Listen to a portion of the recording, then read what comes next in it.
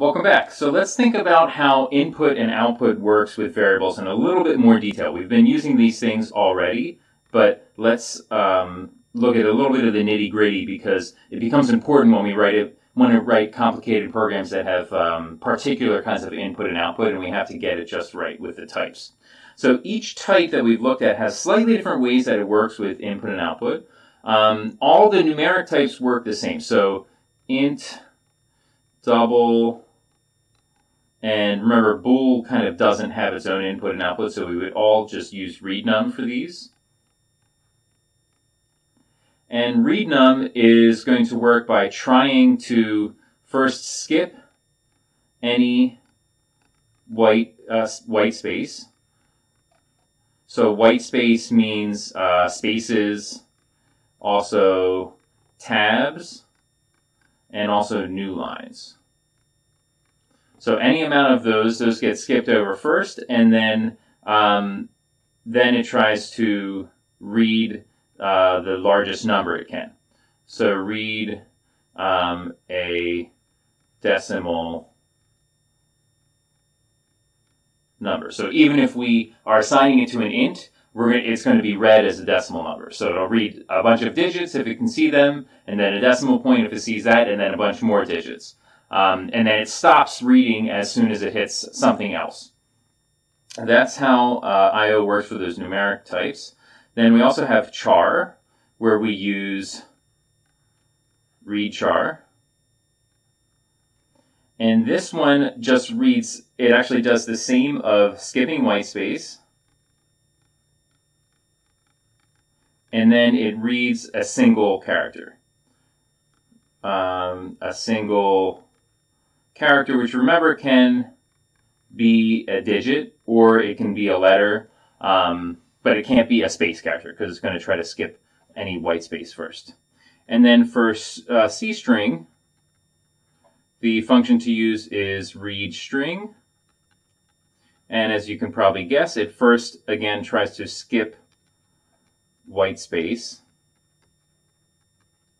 Then it's going to read a bunch of non-white space characters.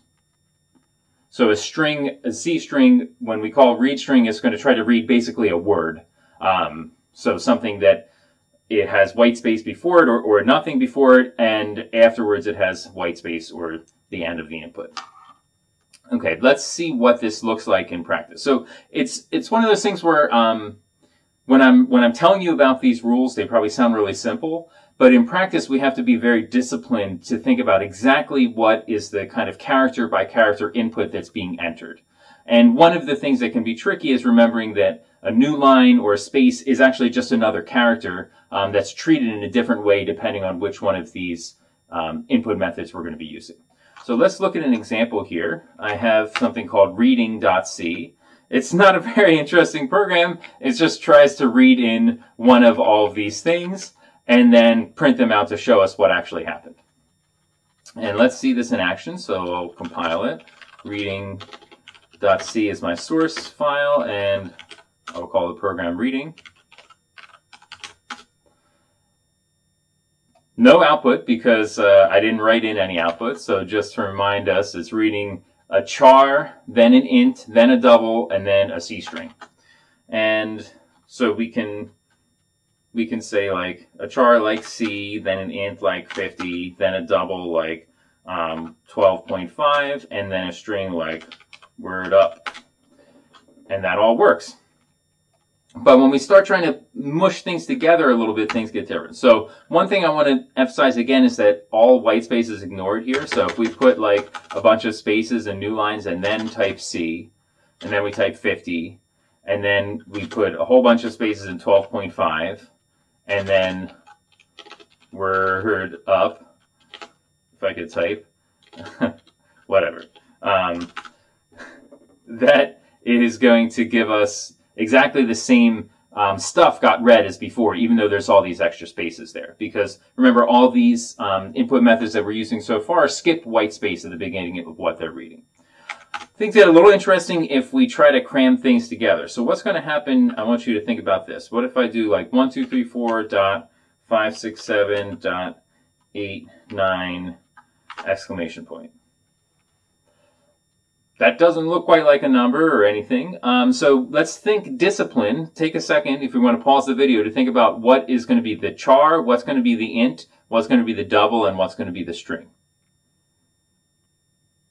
Okay, so now you have some guesses. Let's see what gets revealed. So the first digit 1 gets read as a char. Remember that any digit or even like a period or an exclamation point or a letter, those are all valid chars. The int is going to be actually reading in this whole next number, 234.567.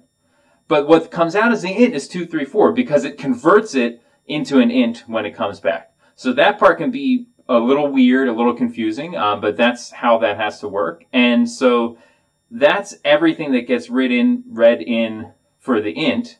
And now when it goes to read the double, now the next character is this decimal point. And to read in a double, it's going to read in 0.89, and it'll really stay as 0.89 because it's a double. And then finally for the string, it's just the exclamation point. That's the only thing that's left. So this one's a little strange. The 567 kind of gets lost because of the way that we're using the same function, readNum, to read in ints and doubles. So if everything is crammed together, that's when things can get a little bit tricky. But sometimes this is important because a lot of times you can't control what your input looks like. And we'll see more sophisticated ways of reading that lets us have more fine control over this later in the semester.